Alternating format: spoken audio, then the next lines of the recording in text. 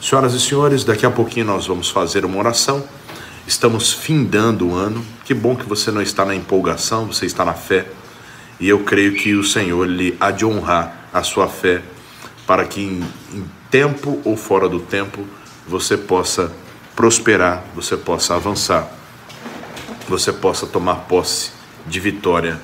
Essa é a direção que o Senhor tem nos dado para a tua vida, para a tua casa e para a sua família, ok? Senhoras e senhores, nós temos alguns exemplos a seguir e outros exemplos a não seguir. A Bíblia, ela não nos esconde os erros daqueles que foram usados por Deus, como também ela não esconde os acertos daqueles que foram usados por Deus. Isso é a prova viva que Deus não manipula ninguém. Deus, ele direciona, ele nos mostra o caminho e caberá ao ser humano escolher o caminho ou não. Existem pessoas que já escolheram o caminho e querem colheitas extraordinárias, escolheram o caminho da preguiça, escolheram o caminho da murmuração, escolheram o caminho da derrota, escolheram o caminho de apontar para os outros e sempre tentar encontrar um caroço de feijão no dente do vizinho, ao invés de falar, olha, vem cá, vamos aqui comigo no banheiro, dar uma organizada no seu dente. Então é muito comum nós observarmos pessoas que agem exatamente dessa forma. Ao invés de incentivarem, colocam outras pessoas para baixo. Que você não seja assim. E se porventura há um pouco dessa centeia maligna em você, e o reconhecimento está aí para isso, que de fato e verdade você possa dobrar os teus joelhos, pedir perdão a Deus e falar, Senhor, que em mim não haja o espírito de Caim, da inveja, o espírito de Nimrod, que é o espírito de querer se tornar maior do que todo mundo e maior do que Deus. Que não haja em mim o espírito de Marta, que fica apontando para as pessoas e dizendo, olha, fulano é isso, fulano é aquilo, mas eu estou aqui trabalhando. Que não haja em mim o espírito de Elias, Senhor, todos te abandonaram, mas só eu não te abandonei perante as ameaças de Jezabel e Acabe.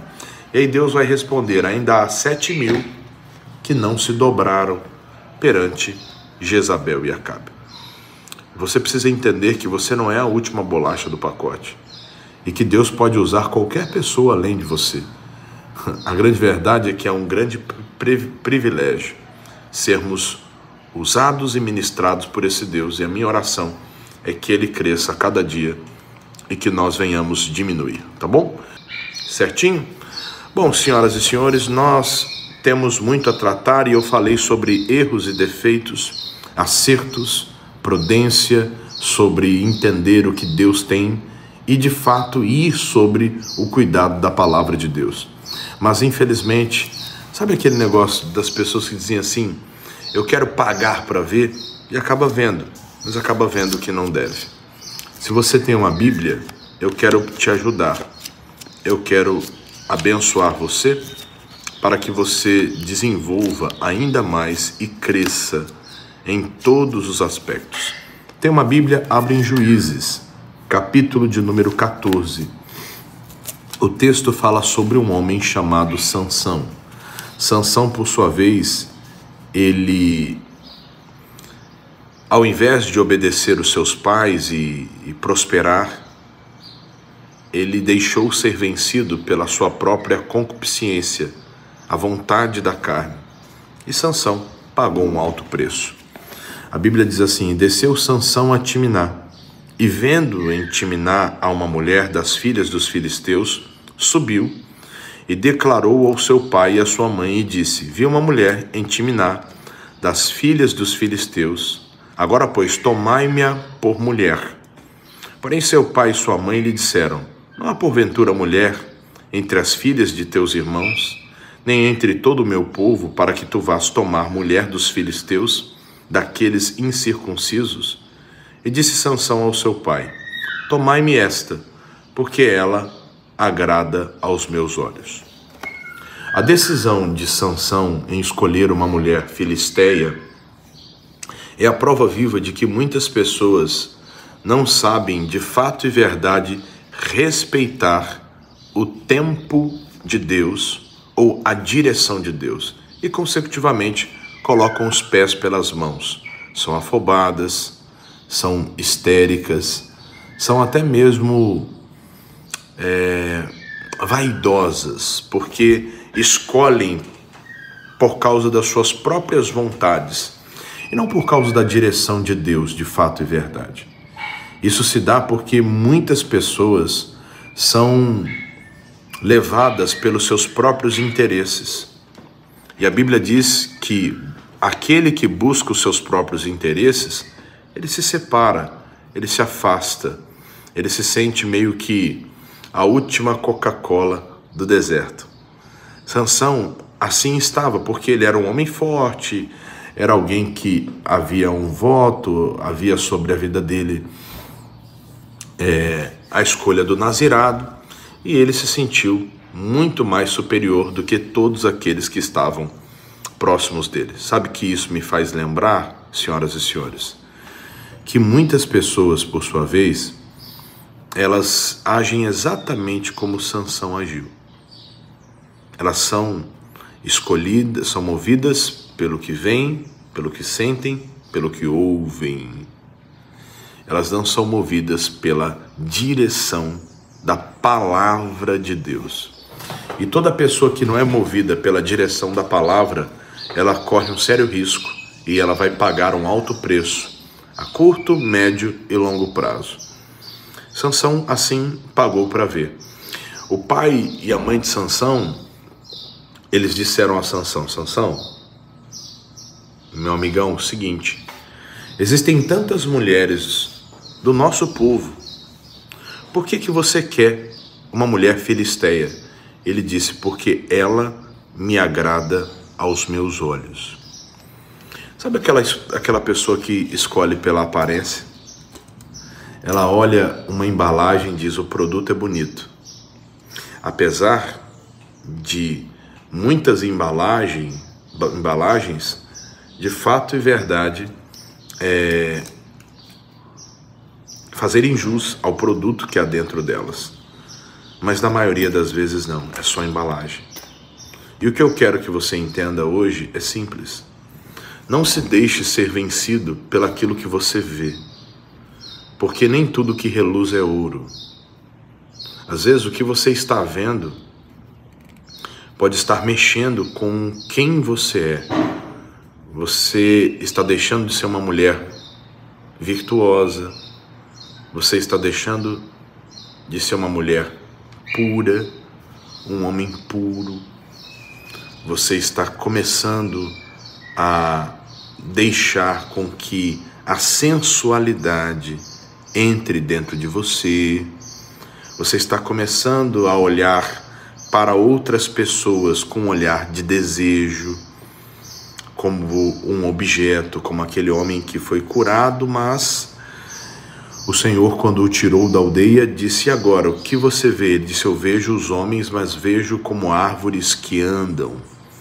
Ou seja, não era um olhar padrão de um ser humano. A forma dele enxergar estava meio que contaminada. Então, tome muito cuidado para que você não seja enganado pela miragem. É a história do marinheiro que está há meses embarcado, quando ele pula na água, pensando que é uma sereia, um tubarão com 132 dentes para o destruir. Tome cuidado com essa conversa alheia. O missionário conta uma história de um empresário que ele se encantou com a secretária dele. E, por sua vez, ele achava principalmente o nariz daquela secretária perfeito. Ele olhava e dizia: mas que nariz perfeito, nossa, que perfeição, esculpido pelas mãos de Deus. Consecutivamente, ele já não olhava mais para sua esposa com um olhar de afetividade, um olhar de amor, um olhar de marido. Porque a casa dividida, ela não subsiste. Não tem como. Não tem como você servir a Deus e servir a Mamon. Não tem como você amar a sua esposa e amar outra mulher fora de casa. A casa dividida, ela não subsiste. Não. Na ocasião, senhoras e senhores, ele ouviu uma direção, uma palavra, e os olhos dele foram abertos acerca do amor pela sua esposa. Ele recobrou os seus votos, pediu perdão a Deus, e quando novamente foi olhar para a secretária, ele já estava com o olhar desenfeitiçado. E aí ele começou a olhar e falar: rapaz, e não é que o nariz dela é torto? Observe o que um olhar enfeitiçado, contaminado, provoca dentro da mente do ser humano. Nada contra o nariz ser torto ou o nariz ser... Qual é o termo que se usa hoje? Ou o nariz ser harmonizado. Nada contra. A questão aqui é o que havia dentro da cabeça dele. E aí eu vou mais além. Uma vez uma pessoa disse assim: pastor, eu não vou na praia para não pecar. Porque se eu for na praia, eu vou pecar, porque eu vou olhar para onde não devo. E aí eu levei essa pessoa a uma reflexão. Porque a Bíblia diz que se os teus olhos forem bons, todo o teu corpo terá luz. Existem várias formas que você pode agir para evitar a concupiscência dos olhos, né? Tem gente que é radical ao extremo de falar: eu não vou à praia porque eu não vou pecar. Só que tem gente que, independente para onde vá, com o celular na mão, a pessoa peca. Tem gente que não vai à praia, mas às vezes até dentro de uma igreja, a pessoa olha para uma irmã, para um irmão, com outro olhar. Então, é importante você entender que existem ambientes que não são propícios para uma pessoa que está buscando a Deus. Então, é bem provável que um cristão maduro, quando vá à praia, ele vá um pouquinho mais distante, mas mesmo num local cheio de pessoas, se você está focado aí para tomar um banho, fazer um exercício físico, desfrutar com a tua família, desfrutar com os teus filhos, com o seu marido, com a sua esposa, está ali você e sua casa. Se alguém está ali bagunçando, o problema é dele. Como a turma diz assim: ei, pastor, é pecado usar sunga? Eu digo: olha, a sunga, a única diferença para a cueca é o material. E aí eu pergunto: tu sairia de cueca na rua? Aí a galera diz: pô, pastor, é claro que não, eu ficaria envergonhado. Fala: então, a única diferença da sunga para a cueca é o material. Então, é conveniente ao cristão usar um short, né, para não ficar marcando o seu corpo e assim expondo as suas vergonhas. Então, existe um negócio que os antigos diziam que é o chamado simancol, né? Então, é muito importante. O cristão, ele deve entender que tudo foi criado por Deus. O mar, o céu, as ondas, tudo, os campos, os bosques, os rios, os vales, tudo foi criado por Deus. Agora, o dedo podre do inferno, ele sempre vai tentar estar em qualquer lugar. A exemplo, o missionário usa a televisão para pregar. Agora existem emissoras de televisão que criaram reality shows para que as pessoas fiquem lá dentro, bêbadas e fazendo orgias e bagunçando. Então, assim, tem gente que usa a internet para o bem, como aqui estamos. Em contrapartida, tem gente que usa a internet para o mal, para dar calote nas pessoas, para tomar contas das pessoas, para enganar, para extorquir, como o famoso golpista do Tinder, né? Que ele, de alguma certa forma, usava sua habilidade de persuasão para tomar tudo que as moças que se relacionavam com ele tinham. Dar o famoso golpe do baú. O que eu quero que você entenda hoje é simples. Se você andar sobre os cuidados de Deus, o próprio Deus vai abrir os teus olhos em meio a tantas situações que você deve viver. Agora, o cristão, ele não deve ter medo. Medo de se posicionar, medo de orar, medo de confiar em Deus em meio às suas lutas, medo de dizer não para o pecado. Eu fico constrangido, pastor, para com o pecado. Eu fico meio que com medo, sabe? Finalzinho do ano agora, eu sempre digo, a galera acomoda na fé. Você vai ver que em janeiro, principalmente se tratando de live, vira o ano, a galera vem, não, agora eu quero Deus, agora eu quero Jesus. A turma sai, bebe, vive e aí depois quer Jesus. A minha oração é que você não seja assim, porque eu não estou aqui apenas para liberar com todo respeito a quem é dirigido por Deus e age assim, mas não é esse o meu chamado, simplesmente para liberar apenas bênção sobre a tua vida. Eu estou aqui para exortar você e eu tenho para mim que você é uma ovelha online.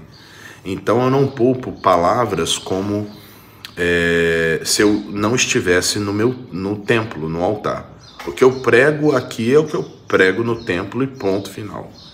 E isso é importante, porque eu acredito que você não está em busca de massagem de ego. Eu creio que você está em busca da verdade. Por isso, senhoras e senhores, para terminarmos a nossa oração, o que eu digo a você é simples. O caminho é estreito, a palavra é que nos conduz, você não vai conseguir agradar todo mundo. E falando em consideração, deixa eu só te contar esse testemunho, que vai ser importante para você entender que você deve guardar a palavra de Deus em todo o tempo, principalmente nessas épocas de final do ano, onde muita gente escorrega. Um rapaz foi fazer uma comemoraçãozinha na casa dele, e depois que ele se converteu, os parentes alegaram o seguinte: fulano, eu não vou mais na sua casa,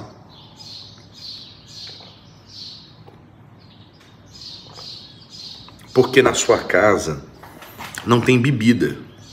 E eu gosto de tomar um negocinho, então nas festas da sua casa eu não vou. E aí esse rapaz disse assim: pastor, depois que eu me converti eu parei de beber bebida alcoólica e graças a Deus estou firme, o senhor está vendo aí. Mas eu gosto muito de uns parentes meus, sabe? A gente era muito ligado antes de eu me converter, a gente meio que deu uma afastada. E eles vão estar na minha casa e nós vamos botar, eu não bebo, né? Mas vou botar um negocinho para eles tomarem.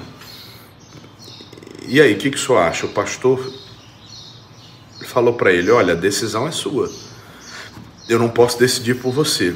Mas vamos falar de consideração. Você considera esses seus parentes? Ele: nossa, e como, pastor? Você considera a ponto de fazer o que você não quer para que eles venham na sua casa, na sua comemoração?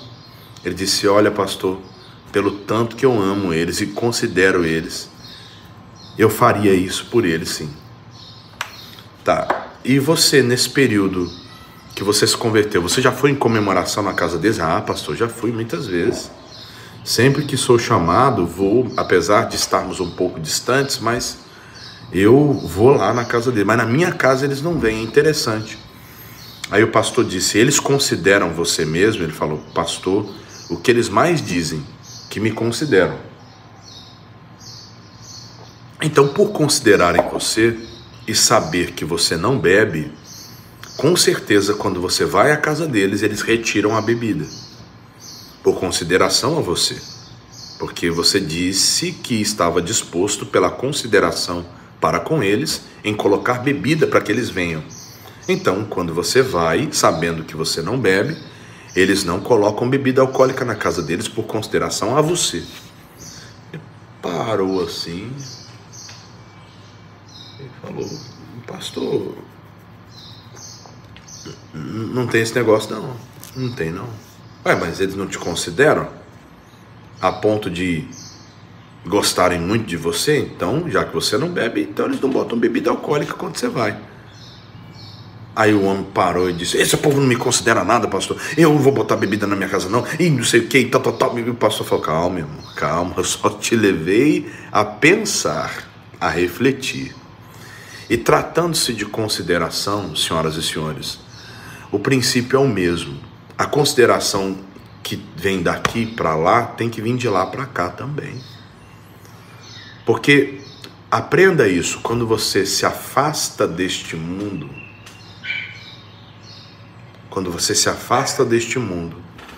você começa a incomodar quem está neste mundo. Se você for num final de ano, numa comemoração, confraternização, Natal, Ano Novo, na casa de um parente, e só você não bebe, isso vai soar como estranho. E todo mundo, boa parte das pessoas vai querer te oferecer bebida, principalmente se você está no início da tua conversão. Depois que você já é consolidado na fé, isso passa. Eles mesmos já dizem, fulano não bebe, e respeita, e quando tem um problema, fulano é quem ora. Então aproveite o ensejo do final do ano e pregue para os seus familiares. É Natal, é família, traga uma mensagem de Deus para a sua família. Traga uma mensagem de fé para a sua casa, para o seu lar. Pregue Jesus. 5, 10 minutos antes de servir a ceia na sua casa, faça uma oração. Pegue um texto, que na minha rede social tem conteúdo para o ano todo. Pegue um texto lá que a gente pregou, tanto no Instagram, TikTok, no YouTube, aonde você quiser. E aí vá para a compilação dessa mensagem. Bom, gente, por hoje nós terminamos por aqui. Pai querido, Deus amado, Pai tremendo, Deus de amor. Pedimos a Ti, ó Pai, a unção do Senhor sobre nossas vidas, sobre nossas casas, sobre nossas famílias. Pedimos a Ti a unção que enriquece e que não acrescenta dores, sobre os corações, sobre o lar, sobre cada uma destas pessoas que de fato e verdade estão orando e clamando aos céus conosco. Católicas, evangélicas, espíritas que possuem ou não religião. Senhor, nós queremos, ó Pai, trabalhar e orar na seara e na vinha do Senhor. A ponto, ó Pai, de que nada venha nos barrar, porque, ó Pai, mais vale um dia nos teus átrios do que 1000 em qualquer outro lugar. Senhor, eu creio, ó Pai, que o teu Espírito, de fato e verdade, está tomando conta de cada coração. E eu creio, ó Pai, que mais vale um dia nos teus atos do que 1000 em qualquer outro. Que haja luz, que haja diferença, que haja restauração sobre a vida de cada pessoa que ora comigo agora. Meu Pai, que todos os demônios enviados do inferno para tentarem oprimir, prender, para tentarem interferir nas escolhas sábias desta pessoa, que caiam por terra. E que em nome do Senhor Jesus haja de fato e verdade plena manifestação do Espírito de Deus sobre a vida de cada um deles. Eu os abençoo com todas as bênçãos espirituais nos lugares celestiais. Agora, ó Pai, eu oro por quem está enfermo, doente, por quem é vítima, meu Pai, de um problema sério de saúde. Vítima porque essa pessoa nem esperava e, quando menos, ela foi tomada por uma doença. A doença praticamente chegou rendendo, ó Pai. E essa pessoa está totalmente entregue ao problema. Eu digo, espírito de enfermidade, de dor, vá embora, suma, desapareça, bata em retirada, em nome de Jesus. E Pai, eu abençoo a vida, a família, a casa, o lar de cada uma destas pessoas que oram comigo agora. Evangélicas, católicas, espíritas, meu Pai, algumas estão internadas, desenganadas nos hospitais, presídios, nos rincões deste Brasil, que o teu Espírito alcance cada uma delas. Eu te abençoo, meu irmão. Eu te abençoo, minha irmã, para a honra e glória do Senhor Jesus. E Pai, pelas feridas do Senhor, que ela seja curada, que ele seja curado, que ela seja liberta, que ele seja liberto. Em nome de Jesus, se você crê, digite abaixo. Amém, amém e amém também. Que Deus te abençoe, que a paz e a graça do nosso Senhor e Salvador Jesus Cristo, ela se manifeste de forma abundante sobre a vida de cada um de vocês.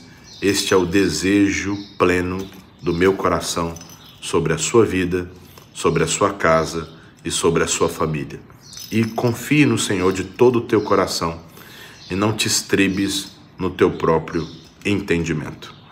Que a paz que excede todo entendimento esteja sobre vocês, que o Espírito de Deus prevaleça e que a cada dia o Senhor cresça e que a palavra de Deus seja o centro das vossas vidas. Tá bom? Senhoras e senhores, nós vamos ficando por aqui. Lembrando que se você ainda não semeou no projeto Neemias, semeie. Semeie com alegria.